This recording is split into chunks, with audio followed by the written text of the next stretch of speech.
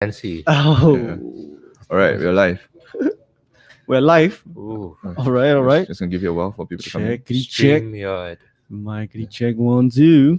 So much production check goes 1, into 2. this that people don't realize. Like Yeah. That's why we have to hosting take the good live stories. streams. That's, yeah. We have to take the stories, show Yeah. everything. It's crazy the amount of like inputs and Yeah. routing that goes around. Yeah, it's pretty But I crazy. think it's just like it's something we've been learning along the way. But it's been As long as it's fun. yeah, it's fun. I think it's a completely different from what we used to do. Right. Yeah. And Our own job roles like changed along with this whole thing. So it's like, just and adapting. now we're doing this. Yeah. Well, That's kind of fun. It's here to stay, for sure, right? It's just that this has always been around, but now it's just a lot easier, I guess. Oh, so come out first. Yo. It's All like right. Jing Fu in the We chat. got Ting Fu in the chat. Charlie Lu Xian Tao. Hey, Right. Let's bring that up. this guy. Charlie looks I like that. remember him. Alright, Ting Fu. All right, okay. So welcome to stream, guys. It's Shout like out. Special. Shout out, full stop. Yeah, shout out, full stop. Okay, shall we do the official start? Yeah. Okay, Jace, give me a countdown from 5. 5, 4, 3, 2, 1. Oh, give it a Yeah. dance. Oh. All right, good afternoon, guys. What's up from wherever or whenever you are listening to this?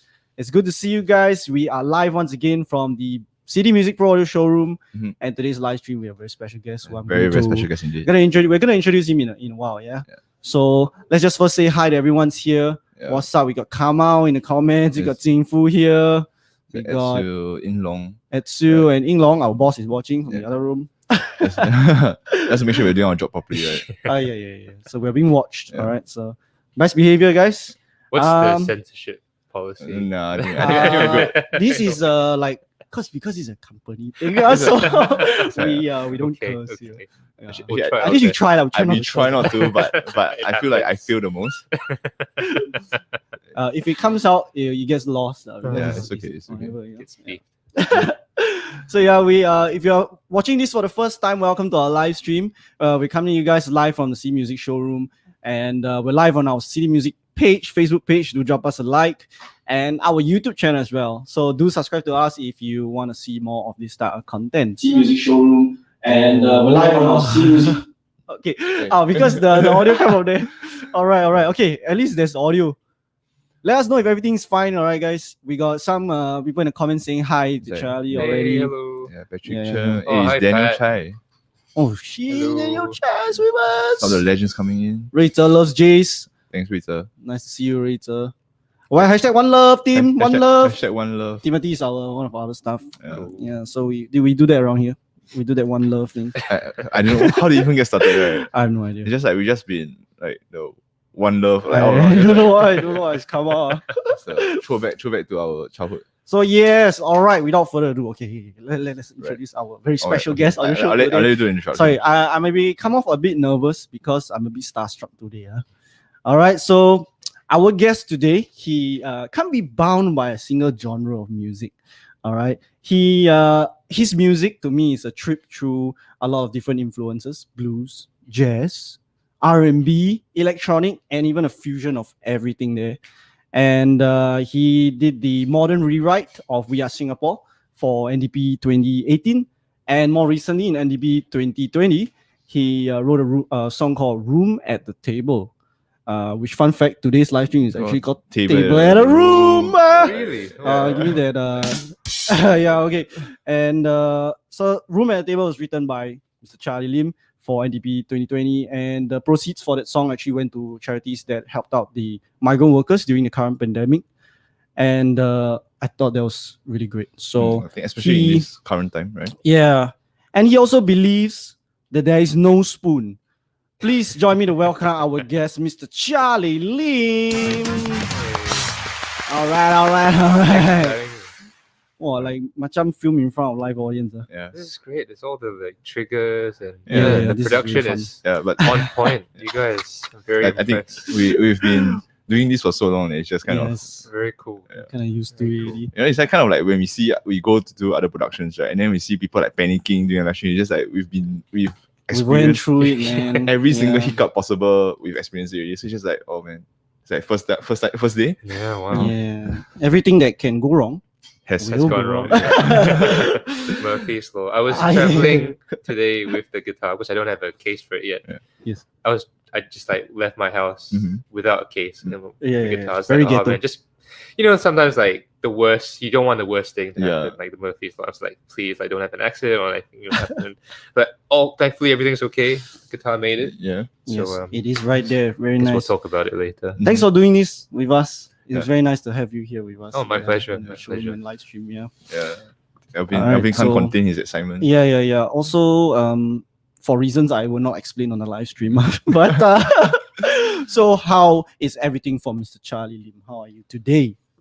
It's okay. It's a bit hectic at the moment. Right. But I think that's a good problem just to be busy. Mm-hmm. I think when it rains, it pours. I think for a while we were just yeah, kind of yeah. sitting around like, what now? Yeah. When circuit breaker happened, and I was in London Alright, earlier yeah. this year. I was meant to stay for a bit longer. I was Yeah. doing like a production engineering course, Yeah. and obviously everything imploded over there. It's still imploding. Apparently they're going to lockdown again. Yeah. So I can't go back anytime soon. Right. So I had to just like readjust and just like figure Yeah. out what to do after coming back. It's kind of crazy that you came back right before the entire thing went Yeah. Yeah. outside the lockdown, right? Yeah, I mean, I could have stayed, but like not just the risk of getting it, but also just like there's kind of no point because everything was shutting Yeah. down. There's no Yeah. shows. You can't really meet anyone. So yeah, That's true. And I guess like it's a bit hard to, I mean, like you can't worry of like being locked out of the country as well. yes, definitely. Yeah, man. In fact, like recently like JJ Lin did a live stream show and then Mm. like he was like saying like how he missed home. Oh wow, Yeah. you can't come back or Yeah, doesn't He's still want. in I Taiwan. think he's in Taiwan. Right, Yeah, I I think see. it's very hard for him to come back right now. Shout out to another one of our friends, JJ Lin. Shout out JJ. Shout out JJ. Yeah, we also had another question for you, which is that more importantly, Yeah, I mean like the real reason why you're here today. the real reason is to discuss with us So how is your cat? how is your cat? How is your Oh, cat? She's fine. She's She's probably Miss lost a bit Neko-chan. more hair, and she's I don't know why. We're trying to figure it out. Like, but she's good. I think like she was very scared and like very timid when we first adopted her. Yeah. But now she's like very comfortable at home and Right, very right. manja. So it's good. That's nice. Mm, Yeah, because my younger brother is also a new cat yeah, parent, and we've seen it happen. It's Yeah. quite amazing, actually. it It is. brings a lot of joy to, Yeah, the definitely. house, the cat. I think it saved like our, it saved us from going a bit Yeah, crazy. yeah. Especially during lockdown, and like, we're very happy. I can't imagine life without her. So Very nice. yeah, it's like our little Very nice, child very at nice. home. Okay, so I'm just gonna like That's so hop on Facebook to share the stream. Can we see the comments for anybody tuning in right now? Right. We actually have Let's see. like, I'm just wondering right now if there's anyone here at all that has not heard of. like, Brendan is just like give that Has man a not heard guitar of case. Charlie. Don't worry, Give that don't worry, man- we are giving him a guitar case. Yeah, the first thing I saw Charlie when you walked in, It's was just like- he just carrying like the guitar. I was just laughing. I was like, what the? Okay, there was a hard case, but like I'm heading somewhere later, so I just Yeah. don't want to bring too many cases with Right. me. I'm And then gonna we have collect Nicholas it Chi back. coming. Very ghetto. Don't worry, Brendan, we got him covered. It's like, hey Nicholas. Because Nicholas Chi in the stream. Nicholas, please stay in Hello. the stream. We're going to discuss something later that you brought up on a previous podcast. Yeah, man. Yeah, that we're going to ask Mr. Charlie And Lim. then we've looked, the cat is so cute. I mean, yeah, Oh, I yeah, mean, the cat is so cute. it's like, do we have a no pet policy here in the shop? Actually, no. Lah. Oh, Actually, man. no. If have also no more. Just- right. So this question from Justin. I guess Oh, all right. we'll touch on this later, right? Definitely going to be touching. I think it's like Yeah. what it's a question that we'll ask almost everybody here. Sure. So we'll Yes. definitely touch on this. So stay tuned and we'll probably touch on this for Yeah, later. Justin sharing that he And- loves your music and songwriting. Thanks, Justin. And for us also, lah. Yeah. I think we Yeah, also we do. really love your songwriting. And Thanks, guys. Yes, and Remy. Right. This is the nice thing about doing a live stream podcast, because like whatever we say, whatever we talk, we have people just like their live input is Yeah, happening, and that's we can really kind of see it cool. all there. It's which is very nice. encouraging. How would you introduce yourself to somebody who hasn't heard of your stuff before? Whoever that may be. Yeah. It's like, where have you been living? Man, it's really hard Yeah. because I don't have like an elevator pitch, and Right. because yeah. I do stuff that is quite, I guess it's quite diverse, Yeah, right? yeah. Like it's like slightly like more left field, Yeah. I guess, but not. I wouldn't say it's like art music, but it's like slightly left of center. I don't do stuff that's super commercial or mainstream. Right. Okay. So I don't know. It's very hard to describe because, like you said, like I don't really stick to a particular Yeah, genre. yeah, But I think I am primarily a singer-songwriter. So like I perform the songs that I Right. write, and that's like my core of what I am, and like that's my like special ability, I guess. that's true. In in the music field, I suppose. Yeah, that's what makes me who I am, and that's what I've been doing. Very nice. Yeah, and I feel like despite like with every album you have like sort of change, kind of like I wouldn't say a Different genre, identities, Yeah, different yeah. identities, but it still retains that Charlie Lim song. Cool. That's like Yeah. very high compliment. Thank you. That is your strength. Yeah. You're moving through different times, and it's very interesting to listen to all your work, and then it's like at a different point of your life, it sounds different. Yeah. With the latest being go and check it out on Spotify. Very nice. Very nice album. All the remixes are good also. In fact, like we've seen so many people covering your songs as well. Like recently for the Tone House competition, like one of the finalists actually covered Bitter. Yeah. That was actually a very great. He's from Finger Funk. Right? Yeah, right. Yeah. Great rendition. Finger Great Funk. voice. Yeah, he was from Finger. All right. Finger Funk did an event with us. They were at our Black Star event. Yeah, so they did a live performance with us, which is nice. Jace, when's the first time you heard of Charlie Lim? Well, actually, so I'm from like NUS Amplified, so like we have like a few, like we have a lot of like fans of you. Oh. And then, but like I think the first time I heard was when one of my friends shared to me Pedestal, and then I saw the Star Theatre performance, and that performance was insane. Oh, cheers. Yeah, man. It's just like everybody, like the arrangement, the harmonies. Like, oh man, very, very crazy. It was insane. But okay, I'm gonna confess something. Like the day when Charlie came in, I had no idea it was him. That's okay. It was until like we're talking about like the whole artist thing, and then then you follow me on Instagram. And it's like, oh shit. So I was like talking to like all this while, just like talking like to talking about guitar. Yeah, just talking about guitars. So it's just like, and it was nice that we like, even though I didn't know who you were, we just had such a like nice talk about like just guitars. We should give some context. So basically, I'm here because I bought like a Martin from Jace. I just walked in randomly to City Music one day and I was like, man, I really kind of like, I'm sick of playing the same like dreadnought that I've had for ages. I've been looking for an OM guitar. So I like just walked up to Jace and, hey, can you show me what's, around here? And we started talking about guitars. Yeah. So I got very excited about it. I was like very blown away by his knowledge of woods, tone woods, even though he's a bass player. So I was like, wow, very impressed. I think it's like maybe I'm a gear geek. I'm totally a gear geek. So it's like I can't help myself. It's just like this like outpouring. Like the moment people start asking me about gear, it's just like verbal vomit. Information overload. Yeah, everything just like avalanche. So I was like, and then it was fun because like you were interested. It was engaging. It was just a fun conversation, even though I had no idea who you were. As in, I knew who you were because you were wearing a mask, right? Because wearing a mask, and like your hair was different, so it was just like It was until it's just like the Instagram is like, oh shit, Charlie. That is why I had the same feeling. I was like, is that Charlie Lim? Because I feel like it's very familiar from the eyes out. Yeah, it's just like the voice is so familiar, but I couldn't really put a finger on it. Yeah. No, it's good for me. It's good for me. So like people wouldn't treat me differently. I guess like if you came in and I knew who you was from the start, I think like I feel like I'll be. You probably behave differently. Yeah, I'll be a bit starstruck. Yeah. And I'm glad that like my normal behavior towards you wasn't turned off. No, it was great. I really appreciate it. Yeah. Good service. Keep you in check. Yeah. Because the first time I ever heard of I ever saw Charlie. First time I ever heard of you, I saw you play live. Oh, and that was at Escape. That was for your Time Space album. Right. That was a long time ago already. Yeah. I was there. I was like, I don't know. Back in then, I guess in the era, there was a lot of like very John Mayer inspired singer-songwriter kind of thing. And you were the first one that I heard that was like really like, oh, this guy's like legit. It was at Skip. Then there's the Ground Theatre, the level one. I remember I walked in there, I heard you playing. I think it was Pedestal also. I was like, wow, that's great song. Crazy, it's man. My favorite song, hands down. Yeah, but really, really nice. The live at Star Theatre was.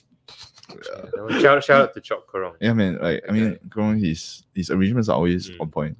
Yeah, really, really great stuff. So that was the first time. Genius. He's the real genius. But it's it's a team effort. I think like the Mothership is definitely a team effort. Yeah, It's such an amazing band. Charlie Lim and the Mothership. Yeah. Very That's nostalgic right. now. Yeah. I haven't been able to play a show with them for so long. Yeah, I think we all feel that way. Like I haven't been with haven't played in a while, and it's like just missing a stage. Like even though like we all play on different stages, but it's just like I think we all share this this love and passion for being on stage and sharing our music. Yeah. It feels like all of us just retired. Yeah, it feels a collectively. little bit. Yeah, from performing. it's kind of like a stasis. Like everyone kind of just flew into it, and it's like, what now? Yeah. Hopefully, phase 3 comes soon. We'll see what happens. Supposed end of the year? Question mark? I don't know. End of the year. Yeah. Please share with us. For you guys watching, please share with us your first experience with Charlie Lim also, and then like your favorite songs. For you is Pedestal. Pedestal. Yeah, hands down is Pedestal. I really like that one, but I also like Bitter a lot because of like the raw emotions in the song. I see like 1,000 questions on the comments there. We got Remy in the stream with us. Hey Remy, nice to see you. And Sylvester. Sylvester Yo is in the stream. Hello. And we go. Hey, we have Yazid from Basement Studio. Oh, Yeah. Hey, What's thanks up, for tuning in, Yazid? guys. Yeah. Who taught you how to play the guitar? Oh yeah, we got a question there. Or are you self-taught? Yes. Oh, that's very kind. I don't think I am a guitarist at all. I'm completely self-taught. My technique is horrible. Don't know how to play the pick. So like I disagree. Just heard the sound check. Fully disagree. Yeah. And like I don't practice. I just like play. Yeah. I think it's the sheer amount of playing that you do that just gets you there. I don't know. I think like if I sat down with like proper guitarists, like I think I see a lot of them here. I'll be like, just sit out and like you guys do your thing. I would have no idea what to do. Right. Hey, it's Leonard to say. Hey Leonard. Right. Oh, what's up, Leonard? He dropped by the other day, right? Yeah. The first time I saw Charlie was at Esplanade Recital Studios many years back. That's 2012. Wow. Yeah. Shine Festival with the Mothership. 2012 sounds recent. Yeah. But it's I not. feel like the 2010s flew by. Yeah. Old already. Shine Festival with the Mothership. Yeah, mind blowing, crazy. Hey, Pedestal. Pedestal's my the favorite. hype train. Very nice. Man, that song was so old. Yeah, but it's still so But good. yeah, it stands the test of time, man. Yeah, man. Cheers, guys. I think I've just been keep listening to it for like the past few days. And Remy, heard from friend Ben Ng when he hired Charlie to sing. Oh, Ben. Hi, Is Charlie, it the Ben singing that we know? overseas. Maybe it's not. Maybe I did like a wedding gig in like Koh Samui or something. I'm not sure if it's the same person, but it sounds. Let us know, Remy, if that is. Thanks, guys. That was nice. Yeah. Thanks for sharing your experiences. Nice to hear more stories from you guys in the stream. Congrats, by the way, on the latest release on the single, the Ashes with Miho Fukuhara. Very, very nice song. Very beautiful song. Yeah. Thank you. In fact, I saw on a story like Nathan East was like complimenting the song. Yeah, that kind of blew my mind. It's crazy. It's like Nathan East, Yeah. Especially as a bassist, like having Nathan East give compliments is just like highest regard. Plus, you're kind of a weep. What? Yeah. That's true, So I'm just going to call you on the stream right now because you're a bit of a weep. It's But it's a nice song. Very nice song. It's crazy. Yeah. I don't know. Like sometimes I forget that like musicians that that I respect and like worship so much that like they're just like 1 degree away, and it's just like, hey, check this out, and like they actually listen to it and they like it. I'm like, that blows my mind. It's insane. Yeah. Yeah. So very honored that Very you got nice. to hear it. Oh yeah, Koh Samui. It is Koh Samui, yes. I remember that. Confirmed. The very first time, Justin says, the very first time I saw Charlie was at a gig he did in Turf City. There's an interesting story behind that Way because I was going through a really bad breakup during man. the wedding. Maybe that's where. But that's where the best. No, but like songs it's come like from. it had to be like a happy event, right? So Right. I was just like dying. so But I was like, you are the sunshine. Of oh no. Anyway, All right, I saw a comment there from Yazid and share his journey in music. I think this is just something that we were gonna move into. We wanted to know a little bit more about how you got into this whole music thing. How did you get all started? sure. Yeah. Yeah. Share with us. I started playing like piano Very early kid, on, right? yeah. And I just remember hating reading notes, So Right. I remember loving like listening to random like crappy stuff on the radio, like Richard Clayton. Shout out Richard Clayton. Shut up, Richard Clayton. And like I don't know what else. Like we like my we grew up in church, right? So I think there was always like live music, like contemporary Christian music. So I think like that definitely piqued my interest, and I started playing for church. So I think I grew up in that environment where like, I was able to improvise, not very well, but still be able to figure out like some basic chords, and just kind of play by ear. And then I think like secondary school, I got into the choir. I got into VS through the choir. Right. So like to me, that's very uncool and very unglamorous and like very embarrassing because I just wanted to play tennis or something. But I got into the choir, and I hated it at first. I was just very like, I really don't want this. You're just very proper. Right. Especially in a boys' school. In a boys' school at that age. Yes. Yeah. And hashtag toxic masculinity. But but like I think I learned so much about just ensemble performing, learning parts, a little bit of harmony, so that I think after a while, I started really enjoying it. After Sec 2, I left to go to Melbourne. So I studied, I did like high school and uni in Melbourne, and then NS in between. I got to do a lot more performing in Australia. Okay. I started singing a lot more, kind of fronting a band, and that was where I met my bass player, Jace. So we were like, I was like 14. Just clarify, it's NRJs, the better J's. Much better J's. I'm not gonna say that. I'm not different J's. We need a bass duo. Like get him on the podcast. Scott Pilgrim, just like bass the dark version of just see who plays E better. And faster. And some of you have the exact same bass, so we just like the Dingwall. Yeah, so just gonna see who plays deep. What was I saying? So I met him there. We started playing more together. We could do music performance as a subject in school, so it was like the A-level equivalent. And somehow I got into this thing called Top Acts. It's basically like top. I topped the state of Victoria for performing. Yeah, that's crazy. So that in my mind, I was like, well, I can play to an international audience. They're like, I'm like this Chinese kid from Singapore, and back then I had a lot of like, still do, probably like very self-conscious about this, how uncool I am. And I think that kind of gave me a little push and started snowballing. I had more opportunities to play, started doing more session work. I came back for NS and I got into the music and drama company. Okay, very nice. Yeah, so I think music's always just been a huge part of my life, and I only started songwriting when I was like 17, 18. I think that was when I found my thing. Before that, I really wasn't sure what I was doing. And I knew I wanted to be in music, but at the same time, I was also very intimidated by the industry. And I knew I could sing, could perform, but I felt like I didn't have an edge. And luckily, I think, I just developed songwriting and a bit of production. So that kind of took it to the next level. Very nice. Was there ever a moment in this entire process where you were like, okay, this is what I'm going to do?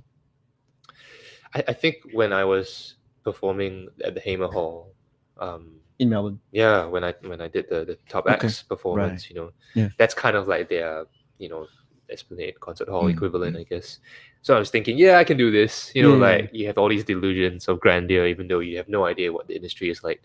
So I think it takes a bit of like naivety. It was kind of necessary in a way, right? In a way, yes. Only to find out later how hard everything is. Like, right. So going to NS and like MDC was like a difficult time in a way. I know, like relatively to, Cheong Swa. I think it's a different challenge, Yeah. I think like you lose your sense of identity. I think, and like artistry, whatever that means, and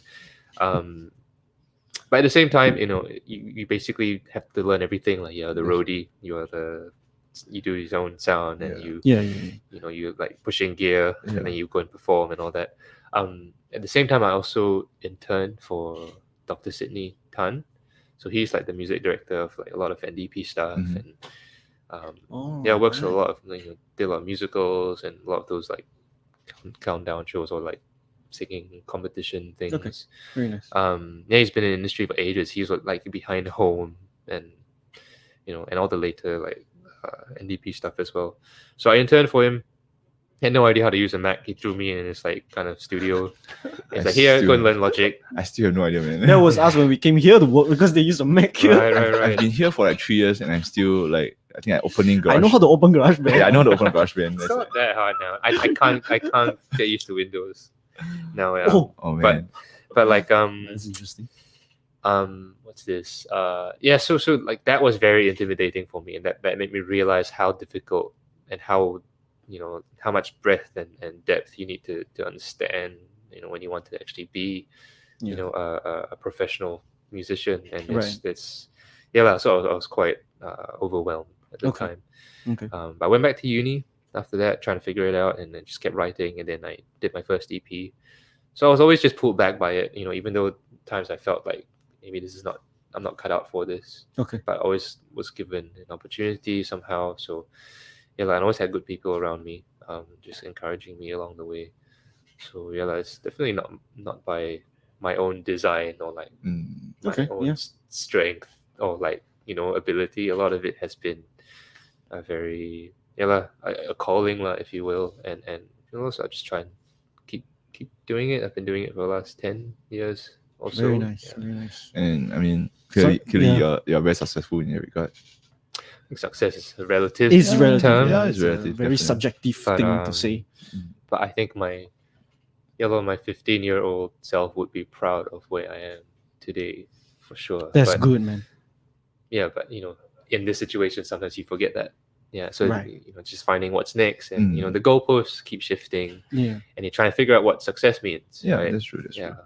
Like looking back, like for me, it was really like get through secondary school, get through GC, get through university, and now it's just like, what do I really want to achieve in life? And I thought I had figured out, and then COVID happened, and now it's kind of like we're all a bit lost. Yeah. Existential crisis, basically. Yep. I think we find that a lot in what we do. Yeah, a lot of reckoning, a lot of moments of reckoning. Yeah. I wanted to ask about this because for you had this period of your life where you relocated to Melbourne, and then like what I asked earlier was there a moment that you had this, I'm gonna do this, I'm gonna do music, and I wanted to ask that in the terms of like musicians watching or singer-songwriters watching, like how influential was that decision in bringing you to where you are today? Because I feel like the music and the art scene in over there is very different from if you would have stayed here. Yeah, I think so. Right, yeah. It's one of those hypotheticals. Yeah. But the irony is that I came back as well. So like I never thought I would come back as well. Right. And I never thought I would do music there. So like I don't know, man. I was just kind of pulled by some thing, like I don't know. It's a weird hypothetical. Yeah, I think the important thing was that you just kept doing what it is you were doing. Like I tried. I Yeah. just kept trying. I think it's like that's good. It's slamming my head inspirational against the wall. for us. Yeah. Yeah. Any singer-songwriters out there watching, don't stop. Just keep writing. Yeah, man. Yeah. Now you stay at home, quarantine, can write some. Yeah. We got some comments coming in. Yeah, man. It's just like Lingo Tan. Nice to Lingo hear a sharing journey. it, Never yeah. knew the origin story. Yeah, I think like I too have never heard the origin story. In fact, I didn't know that you and Jace went back so far. Yeah, it's crazy. He was playing saxophone back then. Oh, Yeah. I didn't even know that. And, he was like, he introduced me to a lot of like, music that influenced my writing for sure. Like a lot of neo soul stuff, bit of jazz here and there, and Japanese music. So that definitely, Japanese music. yeah, Japanese jazz and Japanese City jazz- pop. Japanese jazz is crazy. Yeah, city pop. Yeah, I'm into that city pop thing right now. Yeah. It's It's crazy. a very different sound. Yeah. Okay. Let's see. Oh, everyone's very encouraging. Yeah, It's sing really song nice to everything. see. One love. One love. Hashtag one love. We can't stop that. Any idea what Charlie Lim will be doing if not for music? Any guess? I think probably writing. Writing. Something, I don't right, know, like right. journalism or something. I'm not sure. Nice. Probably slaving away at some marketing, advertising agency, selling my soul. Yeah. I don't know. It's like I like me can and imagine. Jason. Very different, very different. At least guys are still surrounded by gear. Like Oh, yes, that yes, you yes. love. Yeah, that's what we tell ourselves every day. So you can't afford the gear, just work with the gear. Yeah. Get try everything. Yeah. So Hey, when Daniel I was Sid. oh, what's up, Daniel? Is in the comments with Hello. us. Hi, Ravi. Daniel. It's good to see you again. When you're coming down again, man. Yeah, man. Yeah. Should come out and do a podcast too. Oh, yes. Get all Yeah. the Hit us up. Yeah. So I was going through some of your old interviews, which is kind of interesting because I was That's basically being a preparing stalker. for this. Being a stalker. Yeah, I basically stalked you for all the way from like 8 years ago. Ah, yes. And back then you mentioned that along the way, like what Jace brought up just now, you ran into an existential crisis, which is now corrected to existential crises. Like Plural. Plural, yeah. Yeah, can you tell us a little bit more about what that was for you? I think it was just trying to figure out like my sound, I guess, and just asking like questions that really didn't have.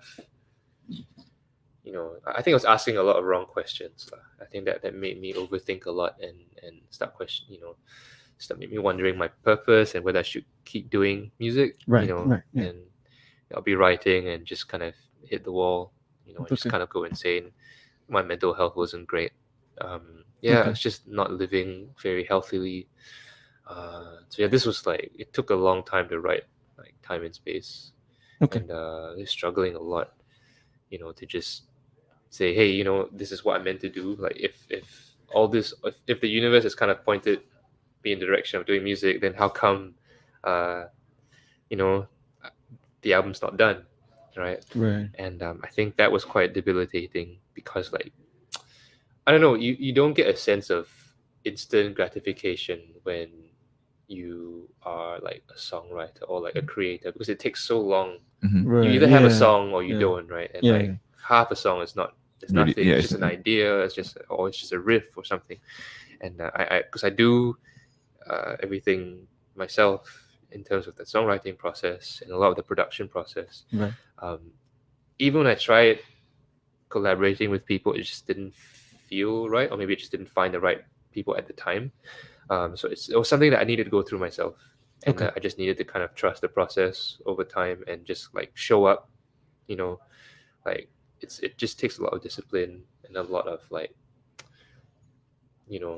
obsession. Okay. Just try and just keep pushing, and I think a lot of it was also burning out because we were touring a lot, and I was very broke at the time. Because touring is very Right. expensive, Yeah. and like recording is very expensive. I think it's a common misconception that, like with touring brings in a lot of money. Yeah. At the same time, if you don't tour, you kind of don't have like It's a income. catch-22, Yeah. for sure. Yeah. But I think all those experiences were like priceless. I wouldn't have done it any other way, and I think I just learned what I can from those experiences and try not to repeat the same mistakes. Right. But songwriting to me is still just as hard. Mhm. Every time I like try to start again, I feel like back when I was 16, 17, trying to figure it out. There's no like formula to it. Yeah, it's still still Right. basically starting from zero every time you write a new song. Yeah. You have more tools, Yeah. but I think like trying to beat yourself and trying to like Exactly. Yeah, Right? You that's- had to one up yourself. definitely, I think that's been hard. But I'm also trying to change that mindset. I'm not trying to beat myself anymore. I'm just trying to like channel what is Yeah. most natural. Yeah. Or like what's trying to fish out what's in my subconscious, and then Yeah. later on I'll edit later. So I find a lot of the real work comes in the editing, but I must be open to like put myself out there first and put my ideas out there first. Right. And I think because I'm so critical of myself and it's something like I've always been since young, right? And because I'm so harsh on myself, like I always like self-censor or like stop an idea from growing before it can be its own thing. So I think that also definitely led to a lot of like burnout for Okay. sure. I start questioning Yeah. whether I should be doing this in the first place. I can like completely relate to that. Was there any kind of like pressure from like what people around you were doing at the time? No, I think like everyone was like concerned, but not nobody was ever Okay. pressuring me to deliver something. Oh, So, right, right. I meant more like you see friends like succeeding in different Like the industries more and like mainstream industries. the very typical Asian mindset of like right. go be lawyer, go be doctor. Yeah. Is that racist? I'm sorry. Is that It's okay. racist? It's okay, it's okay. Self-racist. Yeah. I don't know. Yeah. No, I think my parents never like. I think they were like, "Are you sure this is what you want to do? Don't say we didn't warn you," kind of thing. Right, Because right. Okay. I didn't really know what I was getting myself into. Yeah. They didn't have an idea what being in the music industry also meant, but they knew that it wouldn't be easy, Yeah. you know. But at the same time, I think it's very hard to be a parent when your kid wants to be an artist or like a musician or whatever. It's difficult, right? Because they don't know how to help. They don't know how to guide you. There's no like rule book for it. The truth is there is no rule book. A lot of things these days, industries are changing all the time. But it's just we just have this fixed mindset that things have been around for a long time, but they haven't. Things are always changing and whatnot. Yeah. Anyway, Everyone was a different path, I think. Like no one's like music career is exactly the same. Yeah, I think if you work hard, if you just stick with people that you that inspire you, I think it'll just lead you to a place where you find that fulfillment in what you do, and things might change. And I'm very open to the fact that one day I might not be doing music full time, so I don't know, like I'm open to anything, and we'll see what happens. Yeah. Wise words. Very nice. Yeah. Yeah, I feel like as a musician myself, this the existential crisis thing is a very real. There's a very real war that a lot of us face. Yeah. I mean, not just like even not counting the COVID situation. It's like societal expectations, family expectations, and of course self expectations. So I feel a lot of times like we are most hindered by ourselves. It's like not just like fulfilling our own expectations, but it's like you feel pressured to meet what other people expect from you. Yeah, I think we think too much about what other people think when actually nobody really cares. Yeah, that's really true. Hashtag truth. Yeah. Hashtag truth. Yeah. I need a sound for hashtag truth. We can. It's a chord sample for that. Yeah. Just yourself. It's your own sound. yeah. With reverb. Yeah. See if I can do that now. Hashtag truth. Then max it out. Hashtag truth. Remy is asking me what's with the Chinese accent, man. Yeah, I don't know. I feel like that's something that very traditional parents want to hear. Yeah. It's like an engineer, and all that. It's like when I say, like when I picked up like coding when I was young, it went all the way to your university level. It's just like, oh, my career is set. Yeah, the IT industry. Yeah, IT industry, there's a way to go. And suddenly it's like, I think I want to be a musician. And I was like, wow, like my ancestor flipped over in their grave. The stigma behind being a musician is just like, it's unwarranted, because I think people don't realize how big the industry is. Definitely. And how much, how like, there's a lot of things that you can do within music or in the arts, and then it's just about you picking and choosing or like developing different skills that you have and you put them together, and then you just try to make that work within that industry. But I think it's not the same as I don't know, you don't think of like, oh, I'm going to be a lawyer, and then you have these particular skill sets required to fit that prerequisite. But I think within the arts, it's a lot more. It's a lot more flowy. It's very freeform. Yeah. Right? It's like it's not just like you go study, you get your degree, and then you can do it. It's like from music, it's not just about studying. It's about putting yourself out there, marketing yourself. I think just being self-aware of what you're good at and what you want to develop is really important. I think that's what a lot of, like people who are worried about, going into arts, I think that's something that they, are concerned about. But I think if you develop, awareness of what you not just love, but what you're good at and what you want to develop, then I think you can definitely bring something to the table that way. And when you're aware of it, then I think you should give yourself credit for those skills as well that you can apply in any other situation. Wow. So, yeah.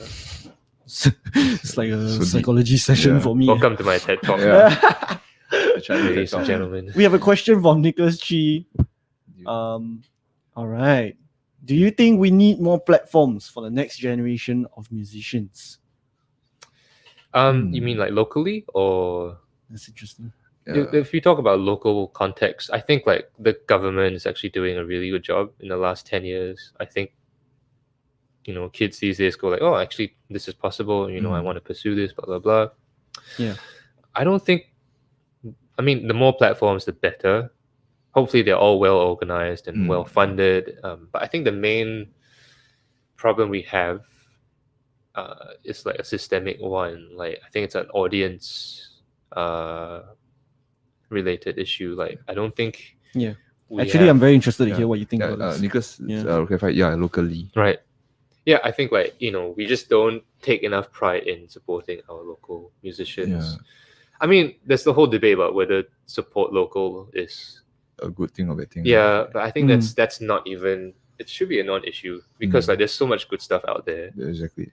So yeah, I feel like ground up we should obviously have more advocacy for it. People should just share and which I think is happening because of social media, which is great. But top down, I think like there are a lot of things that can be done as well. Have like maybe quotas on radio. Yeah. I don't see why that is still an issue. Yeah, exactly right. 2020.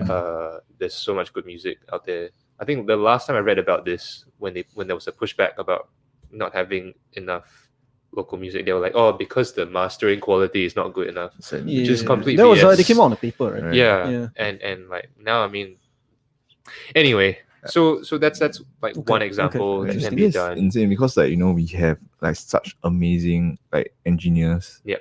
Producers here, and of course like in this current generation we have so many artists also going overseas to get their stuff like mixed and mastered, right? So that should be no argument at all, right? Just like take a bit more pride in like your own culture, your own people. I think that's something that we always defer. Okay, what is the right thing, what is the best thing, then we have like a derivative of it, or we have a model we need to follow after. I think like as Singaporeans, because we're always the little guy, we need to like just just like F it, like just let's just self-awareness, like just recognize what we have and make the best out of it and support it. I think it's really more like a matter of recognizing what is good as good instead of you having other people validate it before you determine that it's good.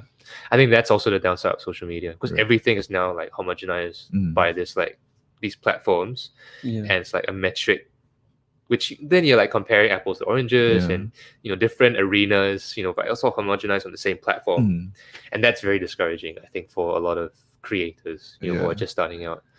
So I think just I don't know what's a like or what's a share or what's a follow, and I think that's something that as a just a member of the public who cares about your home, that's something you should start by doing. Just have more, just advocate for more like music that you like. Just go out there, take some time to figure out like who your artists are, and I'm sure you'll find someone or some band that you would love. More local support from locals to appreciate original music, recognition and endorsement from Arts, Media and Tourism Ministry. I think there's definitely like what Charlie mentioned, there's top down, there's like so much more we can do to support. Nicholas just sharing there is no love. I was mind blown. was this during the breakup phase? No, this is my song about the music industry. Right, industry. There's no love. But that's true. I feel like there's a lot of I being in the industry, I see so many amazing musicians and they produce like top quality content. And you have like amazing musicians who are playing for who can pull live shows, man. They are really good live shows. Like before I was a musician, right? I didn't realize that some of like our favorite like acts, like not just regionally, like world international artists, like like Ame, like Wang Li Hong, all these, their musicians are actually Singaporean, right? And in fact, like we have like our close friend Jonathan Cole, who has been with Ame. Shout out Jonathan Cole since the very start. He penned so many of her greatest hits, and you never knew this about Singaporeans. Like I feel like there's like no awareness, no recognition at all. We're not proud of them. That's the problem. Until they go make it overseas or something and win some fancy competition. Right. You need to be. It feels like you Why need do to you think that is validated overseas, right? And like like just to name a few, maybe Yeah. I think it's a bit of a controversial topic, but I feel like this is like probably something that should be mentioned, I guess. Yeah, You know, it needs you to be talked about. Yeah, it feels like, you know, like people like, you know, Jasmine, Nathan Hartono, like Jasmine Sokko, Nathan Hartono, Right. you know, Joanna Dong, Dong, Yeah. right? They were really amazing musicians in their own right. There's like nothing changed except that the fact that they perform overseas. Yep. Yeah. And you know, they were, even before that, they were like amazing musicians already. It took the fact that they performed in China and they won a competition. Yeah. And like Jay Yeah. recognized them, you know, Jasmine was loved by the Chinese media, and then that's when they blew up here. Yeah. And like, And then because of that, it drove a whole new mindset that in order to succeed, you got to hit that market. yeah, and like even And it's before like that, so specific. we have like, you know, Sun Yinzi, Stephanie San, Yeah. right? JJ Lin, right? It's just like a bit, and of course Tanya Chua, right? It's like you feel like you couldn't be successful here. You have to be successful overseas before you can even You're be recognized back home. Yeah. Yeah. Yeah. Which kind of backwards, isn't it? Yeah, it's like I will say, you think that logically you need to grow your base locally first before you move overseas. It's kind of Is like, it? I'm wondering, I'm thinking aloud here. Is it a inner like critical voice that is driving this issue? That is like, I think a lot of people have this. yeah, I yeah. you know, think inside artists them. should just make music to the best of their ability and like hit whatever standard they think they're capable of reaching.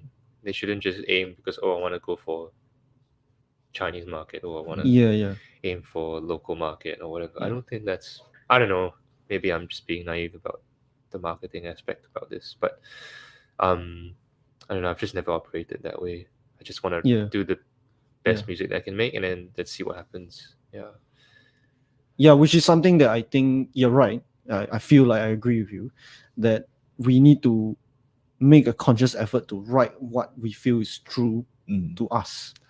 And like, I don't know how to explain it in words. It's just this, I feel like there's this like inner turmoil about like, do we write what we want, like what we really feel, or what people want to hear, or it's like what do people want to hear, Yeah. and then it's like, do we, and then like, you know, it's like what do locals want to hear versus like what do, you know, Right. overseas market want to I hear. see. Yeah. Well, yeah, there's always going to be that. I wouldn't say it's a paradox, but what do you mean by the turmoil? Because at the end of the day, like if you were that pure artist, then you just wouldn't need to perform. You would just play in your room and record your own things, and you wouldn't care whether people loved it or not. Right. So I think there's always that struggle, right? Like at what point is it pandering? At what point are you selling out, for lack of a better expression, right? Yeah. I don't know. I think when everything is aligned, it will resonate, and then it will just make sense, and it will reach the people that needs to be reached. I don't know. I definitely don't have the answers to this. I'm no model example. I mean, but, Okay, that's interesting. but I just hope that people are happy, like when they choose what they want to do. That's right there. You know what I That's mean? right there. That deserves another one. Remy says it depends on what your definition of success is: fame, money, or happiness. Hashtag truth.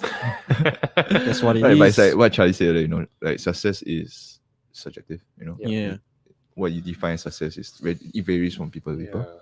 And usually the truth is that it's never like an either or thing. You know, it's probably a combination of stuff, and you just have to pick what works for your situation, and you should not live by someone else's version of success. I think that's the very myopic kind of like low ceiling kind of feeling that I feel as a Singaporean sometimes. Like if you're very claustrophobic and then you feel like you need to look outside for validation, or you need to look outside for some sort of model to follow because there is none.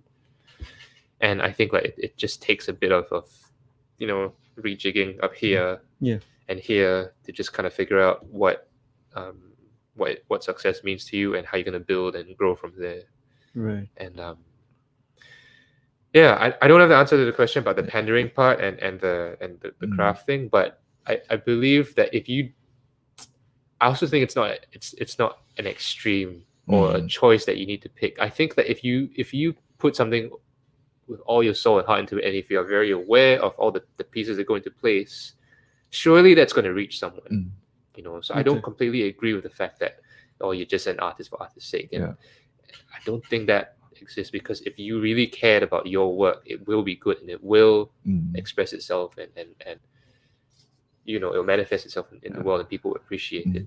It's kind of like the Oscar Wilde, art for art's sake kind of thing. Yeah, and I guess that's what this is really just like we are not like providing answers. There's no answer. This is like really a food for thought. Yeah, I think it's just like something that like I feel like everybody should think about. It has to be personal. It has to be honest at the end of the day. When no matter what you do, whether you're going for the big time, whether you're going to join a reality competition, whatever it is, whether you want to be a star, whether you just want to be a craftsman, as long as you're honest with yourself, I think that's the most important thing. If you can stay true to that, then like nothing else matters, because I think everything will just like fall into place from there. Right. Yeah, I think it's about trying. I think it's just gotta keep trying. That's a good comment. Right. Hey, it's Jian Liang. Is that Jian Liang there? What's up, Jian Liang? Yeah. I think in general, most people lack the ability to like form their own people want to be opinion. told what to like. Yeah, And I think social media makes it very easy to just get on the bandwagon, right? It's like, I guess. Yeah, that's definitely inability to form your own opinion. I think it's That's an interesting take on it. Yeah, I think so. Yeah, and like maybe not everyone can be a JJ, but everyone can be themselves. Stay true self. Wow. That's for us. That's for us. Yeah. Not everyone can be a JJ Lim, but everyone can be themselves. Well, why would you want to be a JJ Lim? Yeah, why would you want to be anything else, right? So, but I think that is a deeper comment than it seems. Yeah, because it's like it is so easy to like look at the very famous and successful to you. Wish you were there. That kind of music, and then or like art or anything, and then you just be like, that's the standard that we should all follow, and then like because of that you kind of lose yourself in the process. I think we've become like in the process of becoming a first world country, we are just a workforce producing machine in a lot of sense.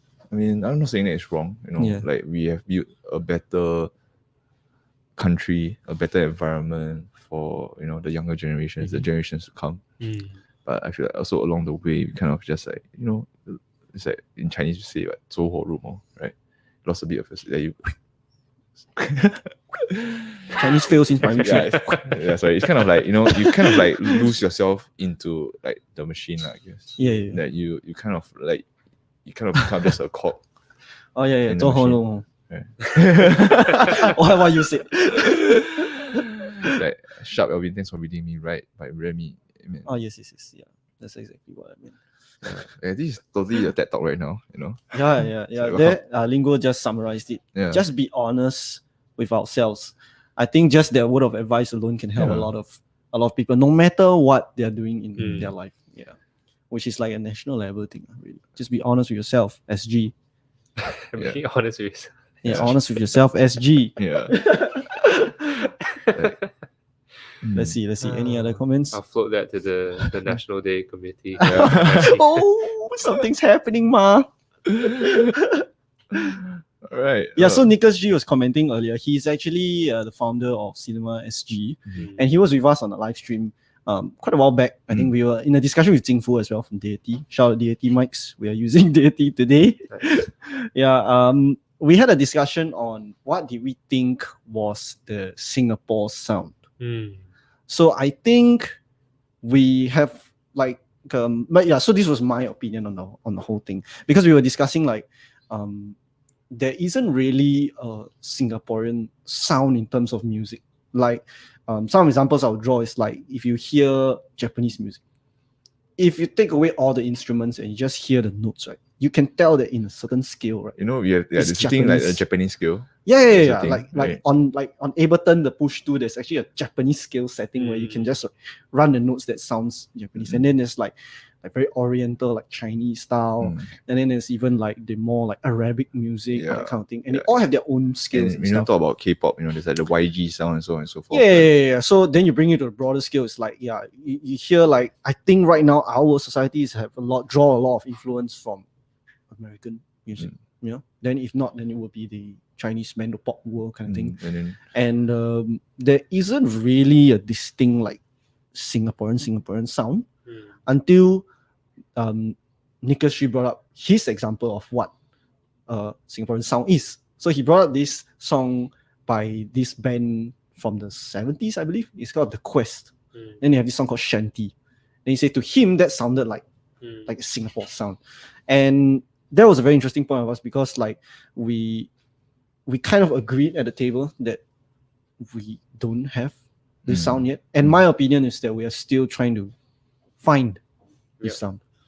So like what are your thoughts on this like Singapore like music identity? Yeah, that's what we wanted to ask you. I also. don't think it matters actually. Right. Yeah, I don't think it matters because I don't think anyone goes in or like anyone from Japan goes, oh, I want to create a Japanese sound. Right. Say, like I said before. Yeah, like, I got it. Yeah. If you write from an honest place, I think it would just be a reflection of what your surroundings are and what you're. And because we're like a country that on steroids, right? We had to grow so fast. Yeah, man. Yeah. And I think that's one thing that I think played a big role in like how we ended up here. Yeah, and our influences as well, they're all very mainstream. We're just kind of being fed crumbs off the table from whatever's coming from the US. We are basic bitches. At the same time, are we though? See, at the same time, I also think that other countries look up to us as well, to our scene, which is something that we don't realize sometimes. And when I travel around Southeast Asia, a lot of musicians love to want to come play in Singapore, and they're like very impressed by the level of musicianship. Even like some of the bands in Japan that I've met, they're they actually know of Singaporean bands, and there's a lot of mutual respect. So I think we should give credit where it's due. In terms of sound, I think it also like it's something that's post-rationalized. It's not something that you can. Oh yeah, that's true. Yeah, conceptualize. Like you can only look back and then I realized that there was this. You can't grow it in a lab. Of music, was something like that. You can't grow it in a lab, basically. Yeah. The reason why we reached that was because like we were saying like if there was a game that was set in Singapore, we were wondering what would the soundtrack be like. What the CSI show. What? CSI? Yeah, they featured Singapore and then it was just like Oriental music. Oh yeah, like the Chinatown was I remember that. Like Chinatown. It was like it wasn't even like footage from Singapore. Right? It's not footage from Singapore. I mean, they literally had like stock footage of MBS, and then like Singapore and just like. I think Westworld also shot in Singapore. Yeah, and then it was just like Geylang, the red light district, lawless red light district, Right. Then the music was like That's definitely not. Yeah, that's just wrong on many levels. But like, I don't think Singapore is not a country. Yeah, no, it's just like we don't have this one like an identity of sorts. Like like I feel like the people around the Asian countries around us kind of have a sound because we are like this mixing, like this big pot of so many different cultures. Yeah. We have like our indigenous people, we have Malay, Chinese, Indian, and all the other minorities and expats, they also add in a different flavor. Yeah. Right. So it kind of like say let's talk about one of our local bands, Approaching a Feeling. Right. Previously, shout out A. Right. Previously they had like Gavin in the band. So he brought a very different sound to the band. And then now that Junhao is in it, and of course like Gavin left for like Japan, right? A different sound is a different sound, and like it's not a bad thing, it's not a good thing. I mean, I say not a good thing, right? It's not a bad thing either, because like you hear how different cultures, how different people from different backgrounds bring, a different flavor to every song. Then like at the end of the day, I feel like my opinion is like what is a sound to you is really like what you are surrounded by, like what you're influenced by. I mean, it's kind of like like how like Japanese mixers tend to be a bit brighter, but that's also because of like what they listen to, how they listen to it. I actually have a theory, right, that it is what you listen to when you're young that you're drawn to. Yeah, I feel like your tastes and preferences are formulated at a very young age. Yeah. And I know when we bring this up to people about how like why some people like Martin guitars and some people like they like Taylor guitars. Yeah, it's kind of like what do you listen to, right? If you listen to like Mayer, Clapton, right, Tommy Emmanuel, you go for a Martin kind of sound. Yeah, right. But if you listen to more recent pop music, it's like you're definitely drawn to a brighter sounding guitar. So end of the day is what we are defined by, what surrounds us, what we immerse ourselves in. So maybe there is no fixed Singapore sound right now, but that doesn't mean that, we don't have a sound. It's just like sometimes it just might seem a bit more diverse. What I said was that we are still finding out this identity for ourselves. Yeah. I feel like maybe if we look back in like 10, 20 years, you'll see that, hey, there's a defining trait. Yeah. Like, it's something that's post-rationalized, Yeah. Nick she also brought up Cashew Chemist. Oh man, I love them. And he was saying that their sound was also quite unique, which I thought was quite interesting. Then when I listened also, I was like, oh man, I love them. Yeah. They're so good. Like watching them in BBs was like mind blowing. I mean, a lot of the bands were recorded in like Leonard's studio, like Snakeweed. So I think the sound of that room and the way he approaches engineering definitely has had a huge impact because it came like there was many waves of bands. Started out like electrical and all that, and they all recorded with Leonard. So I think that has a huge part to play in that kind of indie circuit. I think definitely if you look at in history, I think definitely Snakeweed and Leonard is part of that sound.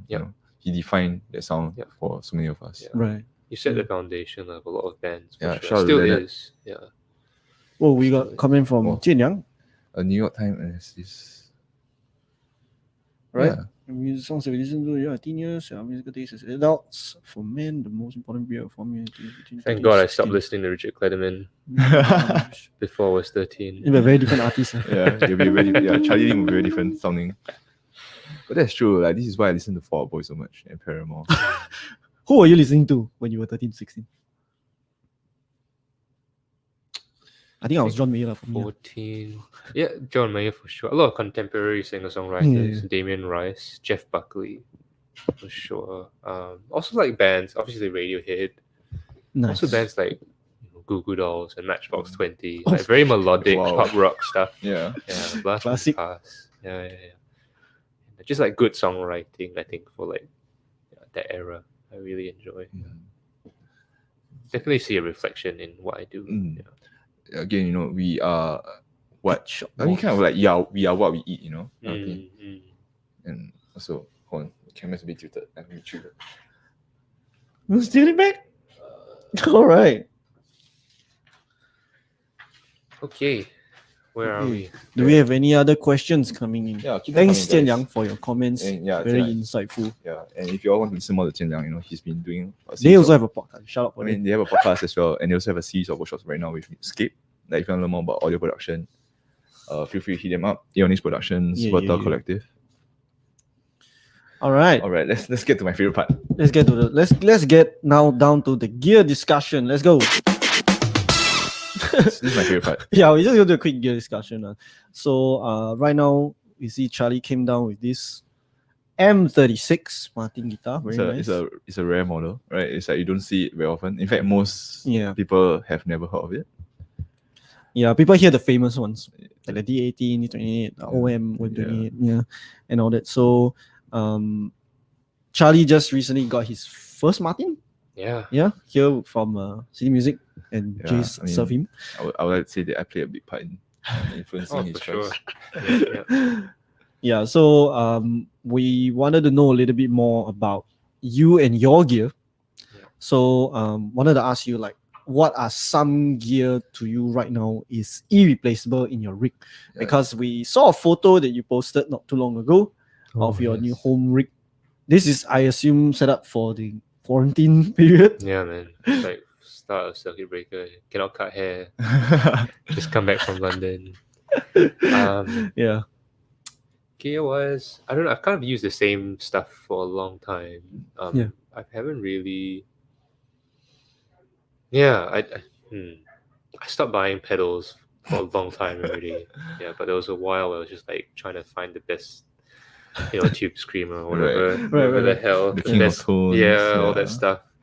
But kind of grew out of that phase. Grew out of it. The guitar wise, I have a Taylor, a '96 Taylor, a very old Taylor, which it's like it doesn't even have all the new technologies that the factory has, and it's like a dreadnought. I think it's 100 mahogany back and sides, and I think it's just like a Ziegler spruce top. And I've had that since I was like 15, 16. That's been my only acoustic guitar since. I do have a GS Mini, but that's just more like for tours and like radio shows and stuff. So Nice. all this time I've been looking around for like a Martin, like looking for. I knew I specifically wanted an OM size. I wanted like a rosewood back end size. I think that would complement the dreadnought with the mahogany, right? But every time I walk to the store or like I try a friend or somebody wants to sell his, and nothing really like blew me away. Right. Maybe it was because I was so used to the Taylor. Mm, The yes feel and of no. Maybe used to the dreadnought The bigger projection, body. and the way the mid range of that guitar kind of sounded. But at the same time, whenever I played the dreadnought, I felt it didn't have that bass definition that Rosewood would have. Right. So this guy over here, I went in the store and it's like, I was trying a few different models. We started off with OM28. Yeah, the standards. It's like, these are all really nice to play. So it's like, it's still missing a bit, right? Yeah.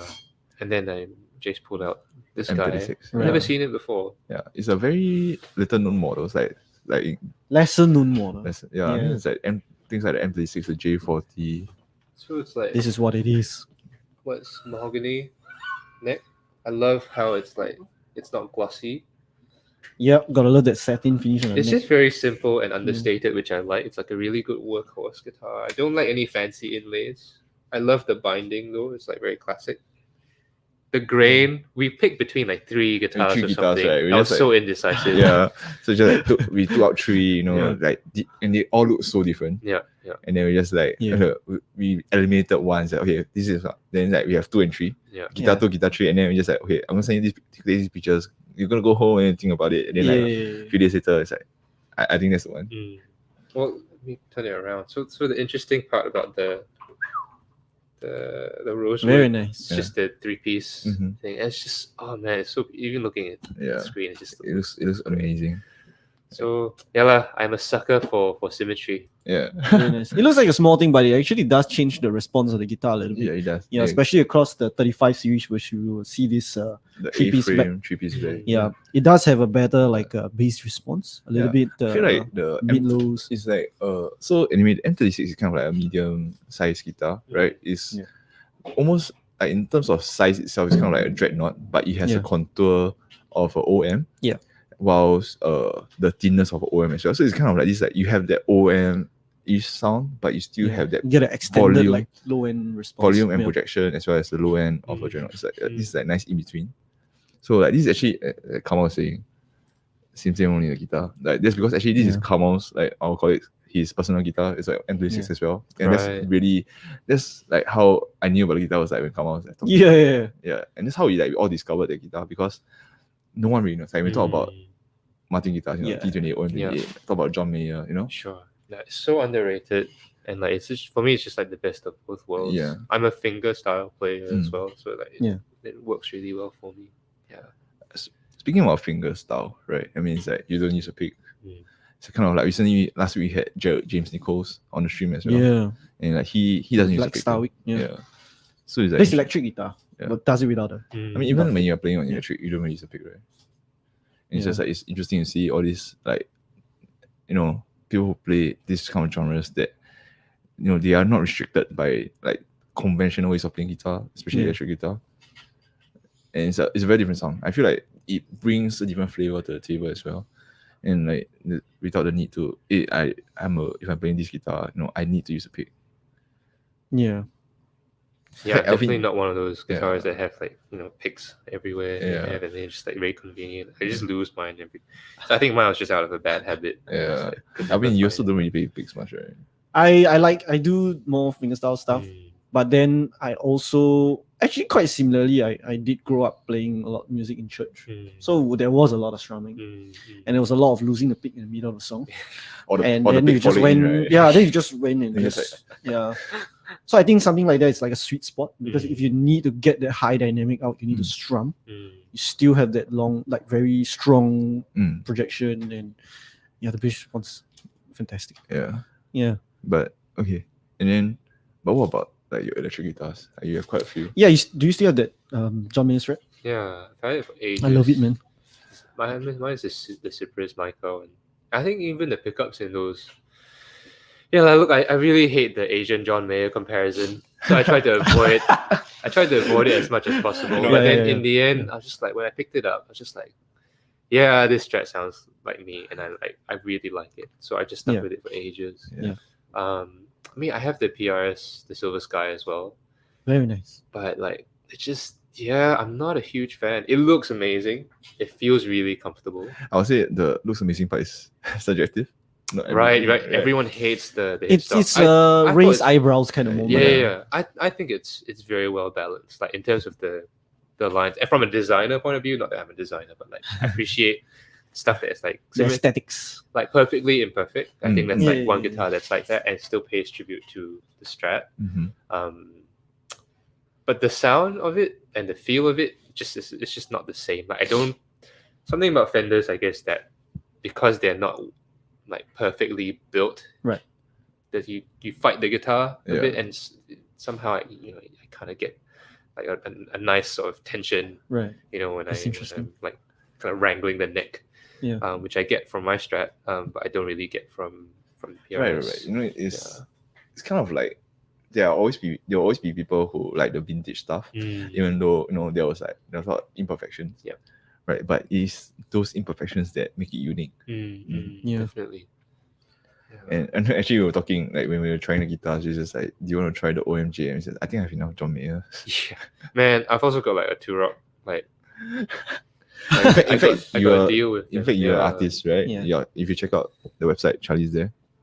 So I'm very lucky to be able to try a whole bunch of stuff from them, and like that amp as well is like amazing. But right now I'm actually just using my Kemper just because like I've been working from home. All right. And the sounds are like especially for what I do, like production work, recording, it sounds amazing. It's versatile, easy to use. Yes. Okay, maybe not the easiest to use, but like if you know what you're doing, you can I think it's way easier than like an X effects. Definitely, I think. So Alvin uses AX8. I don't use it that much. Yeah, but like when I sold my Helix and borrowed Alvin's AX8, it was like so frustrating. Like I couldn't get it to work the way I wanted it to. Yeah. Not at least not without a laptop. Not without a laptop, right. Without must have a lot of computer. menu diving and stuff. Yeah. I mean, even with a laptop, I was just like so like frustrated. I mean, not that it sounds bad. In fact, like John Mayer uses like a XFX3, and like it sounds so good, but like the UI lah. UX is so important. Yeah. Whatever you do, like I think, engineers can come up with the best product, but if it doesn't make you want to just plug in, play, like you just avoid doing it. Even sometimes with my amp, which is the easiest thing to turn on, right? But like because I know it's like 2 a.m. in the morning, I don't want to like, to crank it up and wake the neighbors. Yeah, I think that's the same reason why I've stopped using amps. Also because of touring, like when it's just easier for me to like have a Helix and just like have the same sound everywhere. Yeah. But sometimes it's kind of like it's so convenient because like at home it's gonna be constantly plugged in. So right, I don't need to go like turn on, plug it in. It's just easy. Like and when it's easy, you can like capture the moment. Yeah, you want to play more. You want to spontaneous. You can just record it. Right. It's kind of like you have an idea and then you just do it. It's not like you don't really scramble, plug it in. I thought we were talking to Kay about it, right? In the Ableton Livestream, how if you want to get an idea out, then suddenly you have like, and then we see Euro rack stuff, it's by the time you actually got it out. You lost the song already. Yeah. This is a very different thing. From what I see, the XFX is like you have a rig and you want to replicate that rig on your live show. That's pretty much it. It's not really like I'm gonna do something now, kind of thing. A creative, spontaneous tool you would use. Or you would be tweaking it. You would get like brainwaves, I guess, like while tweaking it. Rather than I have an idea. I'm gonna take the next 2 hours to set up. That doesn't really work. I mean, I think it works both ways. Like sometimes when you are tweaking it and then suddenly you find that tone, and it inspires something in you. Yes. Right. Definitely. Same for the Eurorack stuff. Yeah, that's definitely true. Sometimes you just like tweaking. I still don't know what I'm doing when I play. The ideas come from that process, rather than having one and going there trying to replicate it. Well, I think it's like this whole analog versus digital thing. Is there's always the two sides of a coin. I'm not saying that one is inherently better or worse than the other. In fact, I think it'll be good if to shredder a balance between both. Because as creatives, we are always trying to look for the next big idea, and having more sources of like creative input, creative energy, it's definitely gonna help you out as a musician. That being said, my room doesn't have space for an amp anymore. I just move out and it's just like I feel I will get this cute like evicted if I start playing loud. You can just get one of those micro cube amps. Yeah. Black Star Fly 3. Shout out Black Star Fly 3. Yeah. Okay, I think I'm happy with. Happy is subjective. I think you've settled. You found a good compromise. I've settled with. For now. Yeah, for now. For now. Yeah, but it's good to hear like input. You have like arguably one of the best and most well-known amps in the world, but you can still hang out with the digital boys, right? Yeah, I think we've come to that point where like it's no longer either or. Yeah, for sure. And it's also like the context of what you do. Everything is contextual. That's true. That's definitely true. When you're recording on the computer, of course you're never going to get the same amount of feeling from a digital thing. But when you pass through when it comes through the monitors, it's as close as it can get. Yeah, definitely. I mean, honestly speaking, I think if you're the AV stuff right now, it's really hard, like with how far technology has come. Yeah. Like if it's just a blind test, like I would say the majority of the human population won't be able to tell. Yeah. I bet the people that did the emulations can do a much better job than me miking up my own amp anyway. Yeah, so. That's true. Yeah. They spend so much time doing other IRs, It's kind of scary how crazy like became what it is now within just the last few years. It's just like improved by leaps and bounds. Like very quickly. Say before, let's say maybe even 10 years ago, like digital. Let me talk about the old Line 6 stuff. That was the day of the pot the bean. kidney. The kidney, the bean. Yeah, the bean. Right, and then like you guys still bring the stuff in? Well, actually, Line 6 right now is owned by Yamaha. Right, but we do still have some Helix stuff. I mean, personally, I'm a fan of Helix. Yeah. Like for me, it's like not the best sounding stuff out there, but it's convenient, it's accessible. And again, as I would say now, as an ex-touring musician, it was useful. It was an easy arsenal. I had a HX Storm. Your whole rig can be for like these two, like I used to go from like a PT2 until like this, and it does the job. It's not. I mean, of course, if I had roadies and someone to carry my stuff and to buy me the stuff, right? It's a different story. Like I would have my 8x10 behind, several 8x10s behind me. A full Bruno rig, do a whole Billy Sheehan, totally different person. Although he has a huge thing as well. But in fact, even Billy Sheehan himself, he's such a huge advocate of Helix. He uses Helix for more of his live shows nowadays. Right. So it's just easier. It's just easier, right? Yeah. It's consistent. It's a for me, it was really like tone and convenience. Right? And the fact that shipping equipment is so expensive. Yeah. Right, nowadays you can just like throw SFX and just carry on board. Like Helix is so small. I think it's only going to get better, so it's quite exciting. Yeah, it's very exciting to see how we go from here.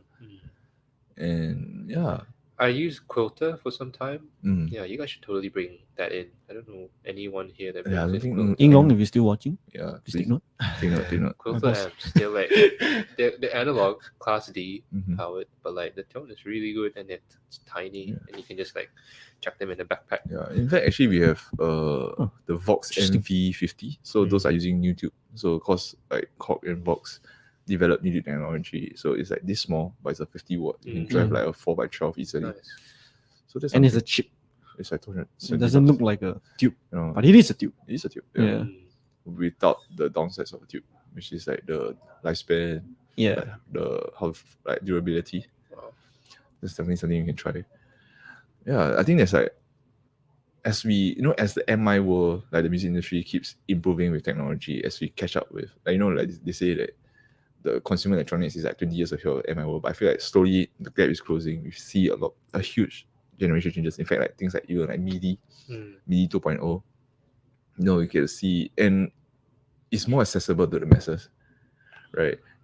when we talked to like like our manager Mike, he's like old, like huge great successful producer, we started back in the day. He was talking about how last time like his Macs and then the modules cost so much money, but they are nothing compared to what a MacBook Air can, or even an iPad Pro can do now.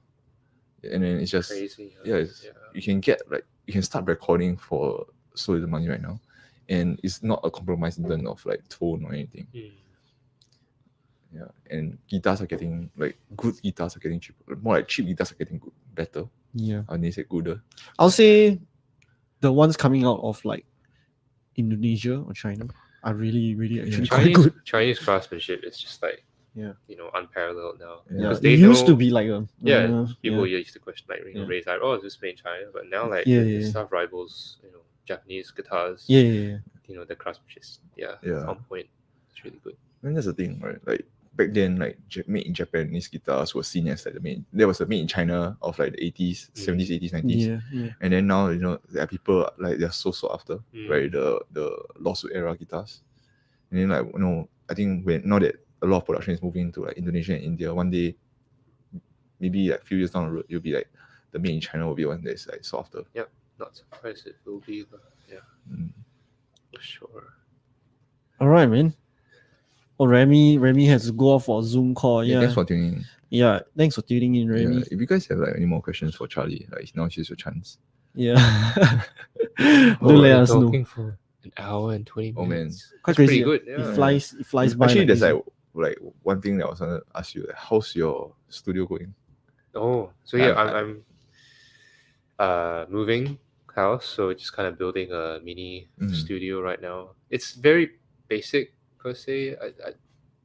I contemplated getting like professionals to come in and do the walls up properly, but I think I'm just gonna get my contractor to like layer it slightly with a bit of soundproofing. But I haven't thought about treatment yet. I know Kelvin Ang and Edric Huang have a company called ACAF. I don't even know how to pronounce it. Yeah, I heard them. But they do a lot of like local studios and like sound treatment panels, and they really Did they do Tone House? Yes. Yeah. They did Tone House, right?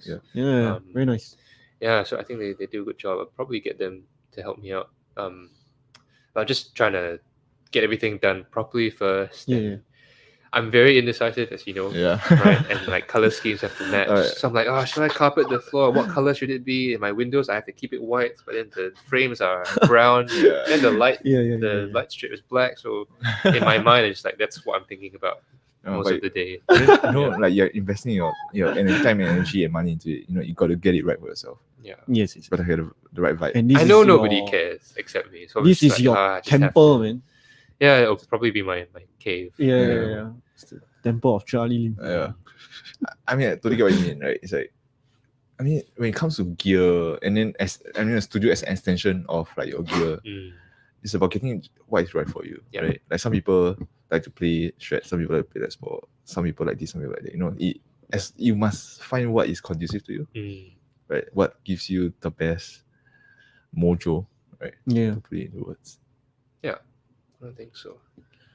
Right. Okay. Well, we hope this M36 serves you well. Yeah, it has already. M for Mojo. I play almost every day.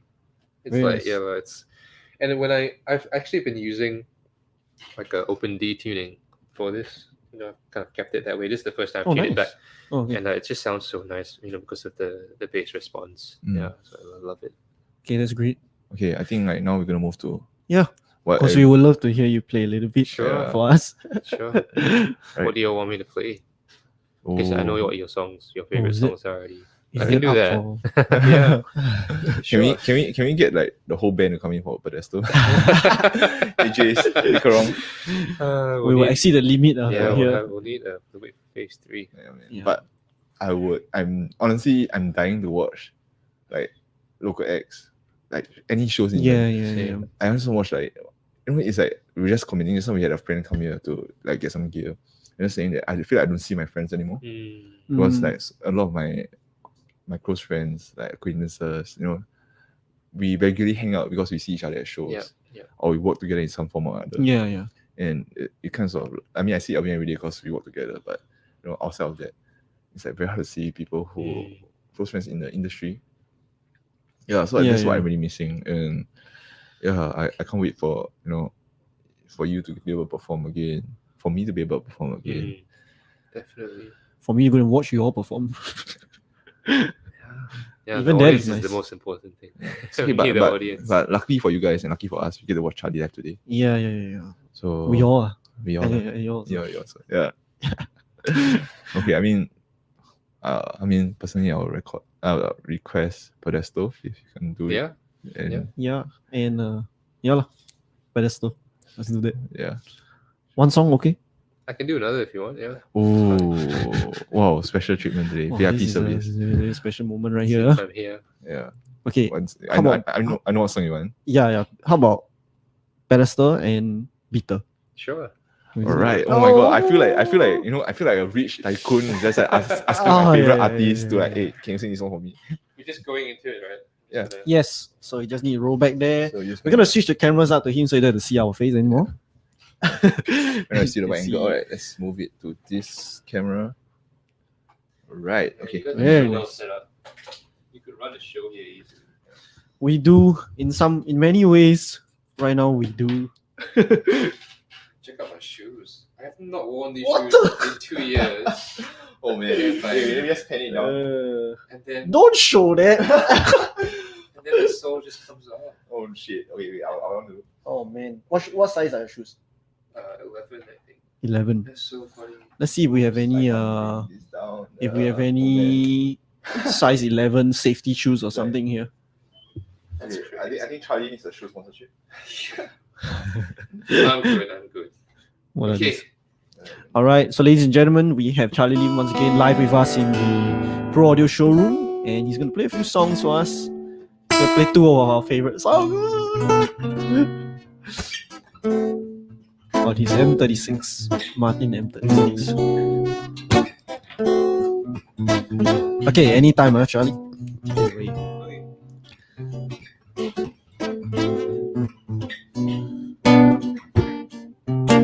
Some people have got their theories that the heart is supposed to be a house for the soul. Well, I've got my fair share of queries. When will my love find its way back home? Philosophy keeps me going round in circles, just like how I chase you like I chase my tail. The world ain't gonna stop spinning, 'cause I ain't got you.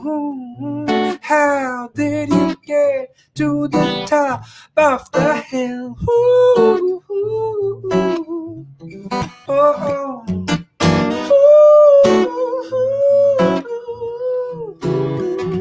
Come on down, standing on the pedestal, babe. Don't you wanna get together? Come on down, swinging like a pendulum head. God, let me know where this is going sooner or later. Ooh, ooh, ooh, oh, oh.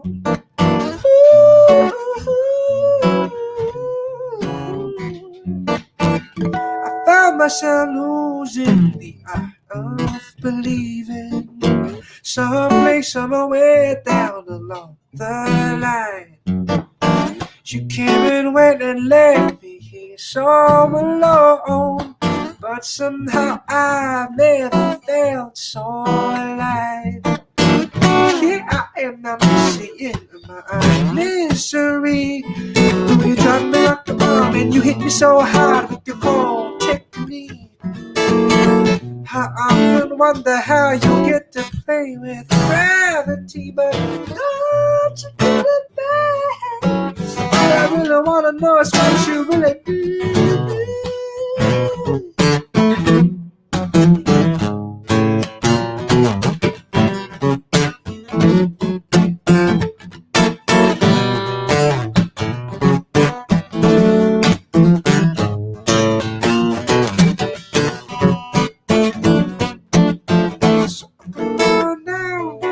Standing on the pedestal, babe. And don't don't you wanna get together? Come on down, swinging like a pendulum head. God, let me know where this is going sooner or later. Come on down, standing on the pedestal, babe. Don't you wanna get together? Don't you wanna get? Come on down, swinging like a pendulum head. God, let me know where this is going sooner or later. Ooh, ooh, ooh. Oh, oh.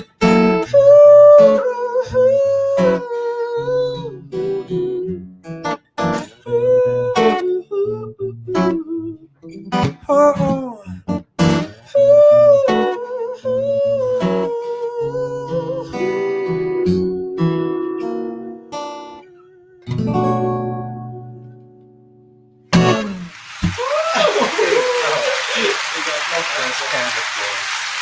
Oh man. Thanks, Charlie. That's amazing. Very nice. Shit. Oh man, I miss live performance so much. It's just like, I mean, it's just the two of us here, just like, and then our colleagues here, and then I'm just like grooving along, and just like, oh man, I miss this. I really miss this. And Me too, man. And like kind of like honored that my first performance, like my first live show to see, like it's like Charlie. Oh, no, Sorry, I And still it's can't like- believe this is happening It's right like now. Pedestal, it's like Pedestal, oh my god. So it's just My like pleasure. fanboy, just like a fanboy moment for me right there. So for everyone, that was Pedestal by Charlie Lim, and now this is Bitter. Right. Thanks, Charlie, for doing this.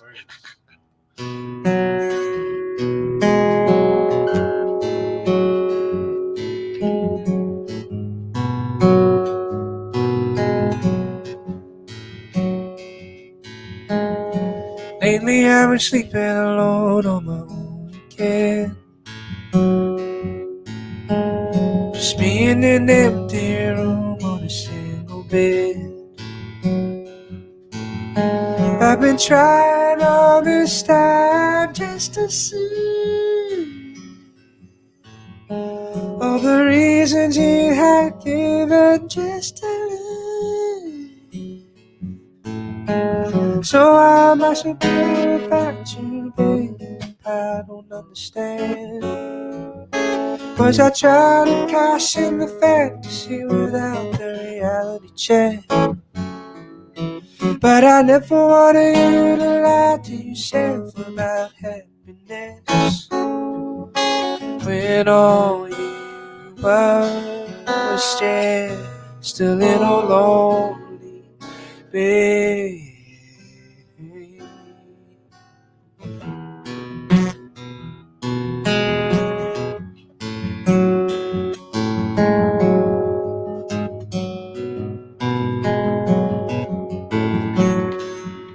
Pull me out of focus, keep me in the queue. I'm the tired lover, wilted hours in the waiting room. I don't mean to mess with the master plan, but when you put out the fire, just start it again. I guess I have to keep my distance for your defense. Pull me out of focus, keep me in the queue. I'm the tired lover, wilting hours in the waiting room. Embrace the silence when there's nothing left. You got no room for demons when you're self-possessed.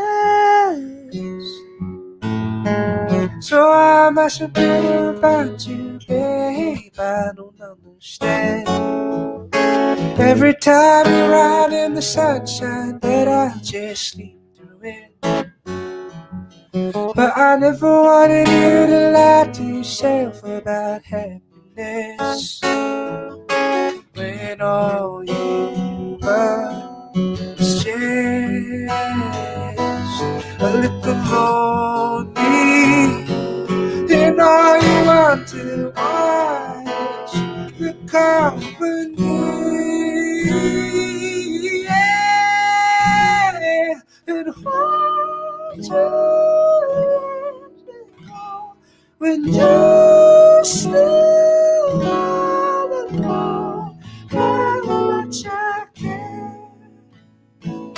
if I still be and hold you, set me free when you need the sympathy.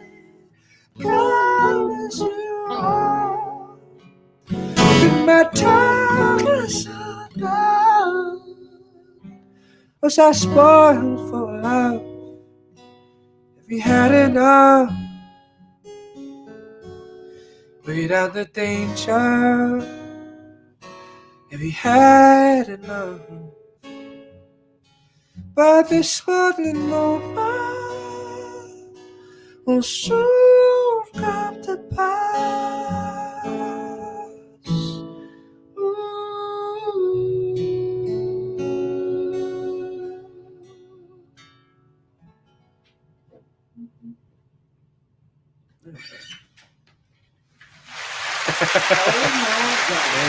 Oh my god. I messed up the lyric here. It's amazing though. Just a stank Yeah, face. It's been a while. Yeah, man, crazy. Very nice, very nice. Thank you. Thanks, you. Charlie. Yeah, Thanks for that. thanks for That's this. amazing. I think Yeah. like, whew, lost for Yeah. words. Yeah. Very Thanks nice, for very nice. having me. Yeah. And thanks for listening, everyone. It's been a while since we experienced a live. Like the, Like the, live you know, performance. the goosebumps you get from a live show is just Yeah. thanks man. Like, Irreplaceable. Yeah. thanks for the experience. Yeah. The Charlie Thanks for having experience. Thanks for doing this again with us. me. No worries, So- we'll do it again soon, I'm sure. We'd like to thank everybody for tuning in as well. Yeah. I Thanks hope for watching with I us. hope like you know the live I mean the energy from like a live performance is very different. Yeah. Definitely my goosebumps is like oh and like I just hope that like you know like the people at home who's watching this like now live or like you know when we like pull this out and then like post it again, like I hope they can at least share this experience a bit. Yeah. Kind of like gotta keep the vibes going. Just gotta pull Yeah, through man. this together. I think like the industry is human society as a whole. We just gotta you know brace ourselves, pull through these whole disasters together Yeah, man. and hope for a better world. Yeah. I think that's what we can keep doing. Yeah. And that's our TED Talk, man. Thanks for coming to our TED Talk, guys. Yeah. So thanks for tuning in once again for everyone who's been watching with us. Mm. Our guest, this is our guest, Mr. Charlie Lim. Please give him a hand. Thanks, Charlie, once again for doing this. It's very nice to have you down with us. And let's just shout out our socials really quickly. Yeah. You can look for us on citymusic.com.sg. You Mhm. can follow us on Instagram at City Music SG. citymusic. You can look for Charlie on Instagram at Where Was Charlie. Right, let me just And pull his it up. music is all on Spotify. Yeah, And check it out. This is his Instagram with his beautiful cat, Neko-chan. Yeah. And shout out Gentle Bones also. Yeah, shout out Jenna Bones as well. Shout out Joel. Right. Yeah. And you know, if you want to listen to more great stuff from Charlie, listen to him on Spotify. Yeah. I highly recommend watching like the Pedestal at Star Theatre. Listen to the whole live in Star Theatre. Yeah, the Star Theatre live was that's killer. amazing. I mean, like Yeah. Thank you. great Yeah. band, great performance. I mean, the great Charlie Lim as well. Yeah. Ah, man, yeah. That was good memories. Good memories. Yeah. Memories, huh? I can't wait for the next one Yeah. Me too. with our live audience, you know, live band. Looking forward. Come on, Phase 3. Let's Yeah, do latest this. single Ashes is out now on Yeah. Spotify. Do go and check it out. Yeah. Yep. And with that, I guess we'll sign Oh, off yeah, I until guess, the next live let's do stream. the. I need Yeah. to do the shout out to Martin Gabriel. Guitars. Martin Guitars. All right. Yeah, Martin Yeah, Guitars. and like I guess you know like Charlie is right now One love. our newest Martin guitar artist. Right. Oh So yeah. thank you for representing the brand. I hope that Yes. the guitar it lives up to what Yeah. you want it to be. Yeah, And that it's it continues to serve you well. Yeah. It's beautiful. It's a beautiful guitar, beautiful Very sounding nice, guitar, amazing. and I mean the guitar is only as good as the player, and I think that Hashtag found truth. found a right fit for it. Okay, I'm definitely gonna record sample. Yeah, of we it. need to record sample for that. Yeah. And all right, as well as we are shooting with the Sony cameras, Sony Sony. ZV-1, as well the A6400 right here, the ZV-1. The ZV ones over there. ZV-1 was this angle, Wow, nobody Right. there. and for this angle will be the Zoom Q2 and 4K, Yeah, that's it. right? And then Mackie gear, the speakers behind, the sound mics that we're using, Mackie's. right? I'm also thanks, using- Aputure. I'm also using a Mackie box as my tripod. The mixer box. Right. The amazing lights from Aputure 120D here and here. You can see in our camera tree. Yeah, and then the LS panels on top, Yeah. the RGB tubes below, Thanks for making us look great good. lighting. Hey, it's Mike Spinks. Hey, thanks, man. Hey, thanks. Right. And then we also got Deity mics. Thanks for making us sound good. Yeah, It's so all the right here. S-Mic 2S's here, and as well as S-Mic 2. Yeah. And Blackmagic design for ATEM, the ATEM Mini Pro, which we are using right now. Thank you for all these Zoom brands. mixer. Yeah, for making this live stream possible. I think Yes. I'm glad I came to work today. Yeah, man. It's one of those days where like I feel like, you know, like I think we all feel a bit tired in terms of like this whole thing that's going on. Yeah. The burnout is real, existential crisis is real. But like days like this make me feel like, you know, I'm glad that we built up this live stream. I'm glad that we had such amazing brands supporting us so that we can get people like Charlie come in to share, you know, their experiences, share their music. #1love. #1love. Guys, my pleasure. All right. Thanks So I for guess we'll sign off tuning until in. the next one. Check out our socials. Check out Charlie's socials. Stay tuned for more. All right. Bye, guys. All right. See you then. See ya.